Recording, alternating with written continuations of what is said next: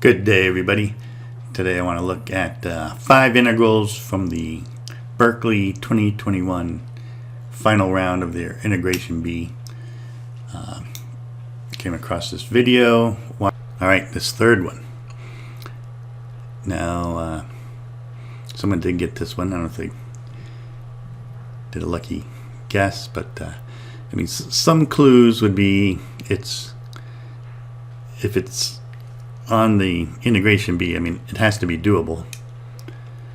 A quick look at the answer. It's going to boil down to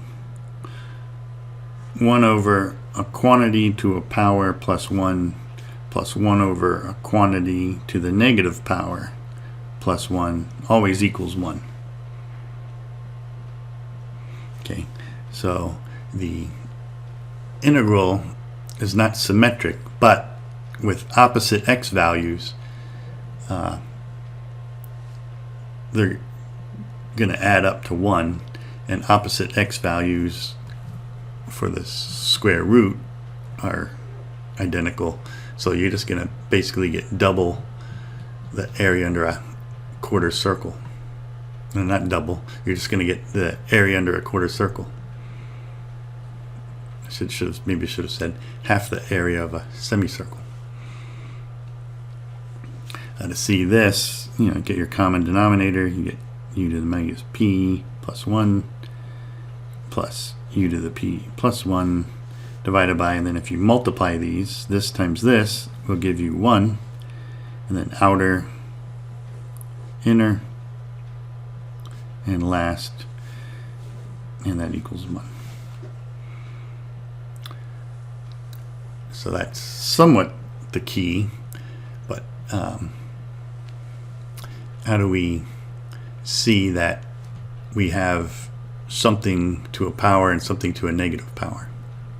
So you have to know a little bit about cosine and cosh. Cosh is defined as e to the x plus e to the negative x over 2. We don't need sinh, but put it there for completeness. And so that's the definition of cosh. You might know e to the ix is cosine x plus I sine x, and that would lead to e to the negative ix is cosine x plus I sine x. Just put a negative I in for I, or a negative x in for x, and then cosine's even, it absorbs it, and sine's odd, it would factor out. So if you add these two together, the signs cancel, and you get 2 cosine. So if you add these two together and divide by 2, that's another way to get cosine. If you were to subtract, you would get the cosines canceling, and then you'd have 2i sine. So if you divide by 2i, that would give you sine. But again, we don't need that. Anyway, so we can then see from this definition of cosh and cosine that cosh of ix, if I put an ix in for x, would be cosine, and kind of conversely, if I put an ix in for x in cosine, then here I'd have I times ix, which would be negative x, and here I'd have negative I times ix, which would be negative I squared, which would be positive x. So it'd be the cosh, it'd be reversed. You'd have e to the negative x plus e to the x, but addition's commutative. So those two things would switch. So these two things are true. And again, we don't need the sign, but this would be the case for sine and sinh. Anyway, so for cosine of root x, we would get cosine of root x when x is positive, of course. But if x is negative, then cosine of the square root of a negative, well, it's kind of like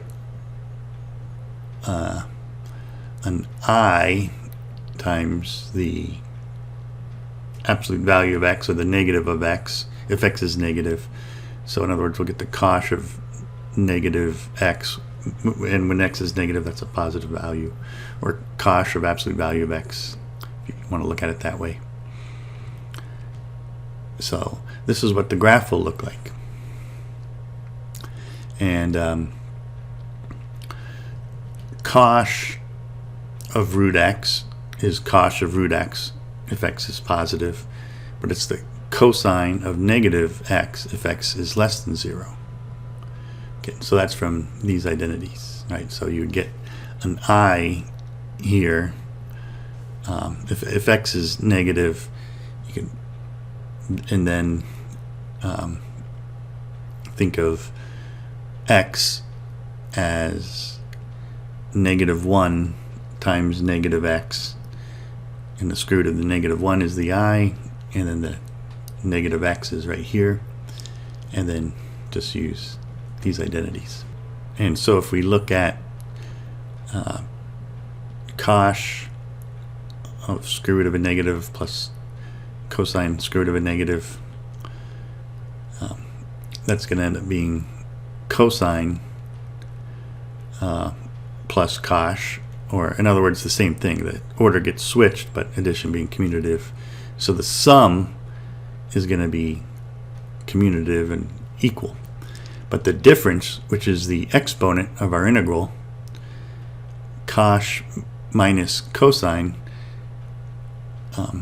if you sub in a negative in for the argument inside the square root, it will switch signs. So if I want to see how that helps us,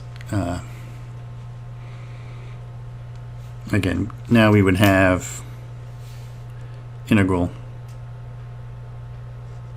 -1 to 0 square root of 1 minus x squared all over, just for simplicity I'll just write the parenthesis, and then to the power I'll just put p, and then dx plus integral from 0 to 1 square root of 1 minus x squared, and then there was a plus 1, and then of course the same thing.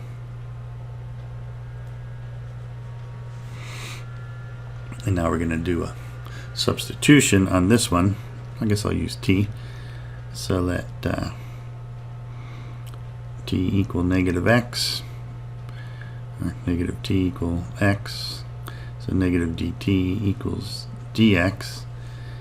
And so the limits on this second one will be from 1 to 0, but I'll have a negative, and I'll have the square root of 1 minus t squared. And I'm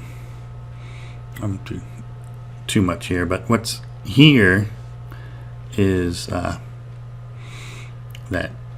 sum, and so if you put a negative t in there, it switches the order, but it's otherwise the same.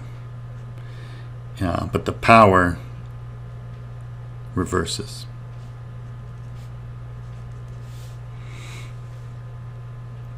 So that's what this is, and then we're going to add it to that. Now this negative will switch the limits, so we essentially just have the integral from 0 to 1. Whoops, I put dx here. I guess it would be dt, but then I'll switch it to a dx as a dummy variable. So anyway, so 1 minus x squared, and then basically, as I said, u to the negative p plus 1 over u to the p plus 1 dx, and that became 1. And so this is a little bit hand wavy, but anyway, so pi over 4. So hopefully that was clear enough. Maybe one more look at some of the identities here. Another thing that I noticed a long time ago but didn't think too much of because my graphing calculator won't graph cosine of root x, but if you know the power series for cosh and cosine, then you can easily plug a square root of x into them, and well, it looks good for all x, right? So here it looks like the domain should be x going from 0 to infinity, but here it doesn't.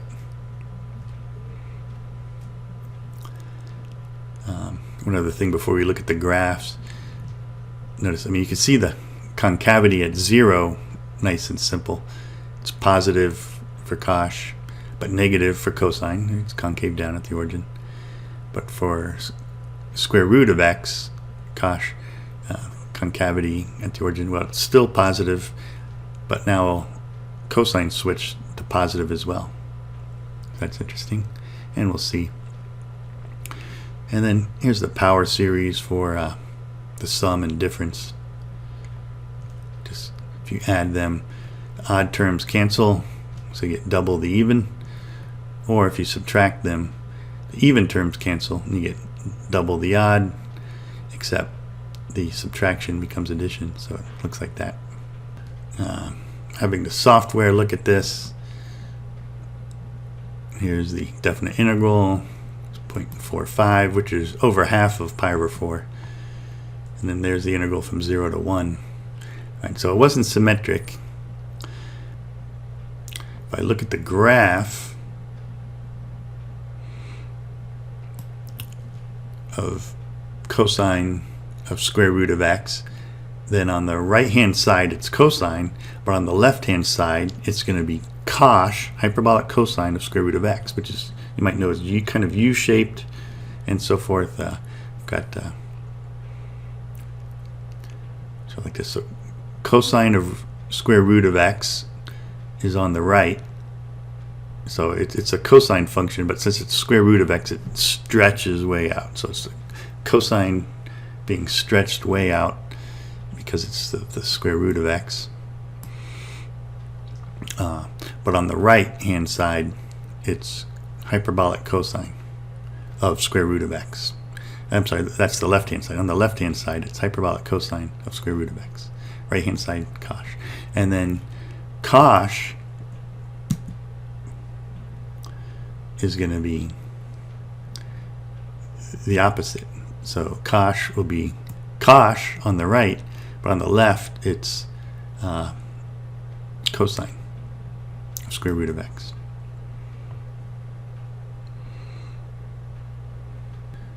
There's the function, and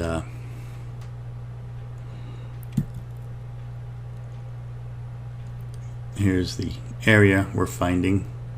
Whoops. So we're finding the area under this shape.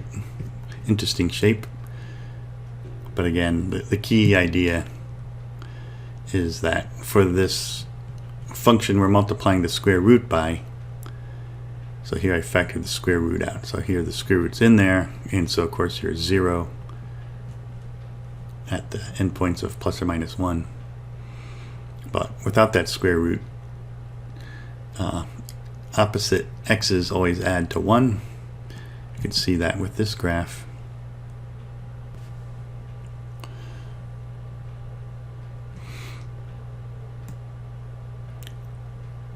So you can perhaps see that opposite x's will always add up to 1. Look at this symmetric graph. And that was the key idea. So then if you multiply that by square root of 1 minus x squared, opposite x's, I mean if I compare to the actual circle, are going to add up to what the quarter circle would be. And incidentally, so this exponent, it could have gone the other way. You could have cosine minus cosh, because that would be the same thing. The shape would just flip.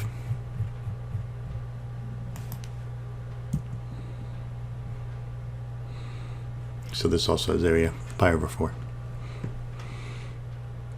Alright, so those were the integrals. It was not easy, but nothing worth having is easy, as they sometimes say. So hope you enjoyed that. Keep doing math. Thanks, and have a good rest of your day.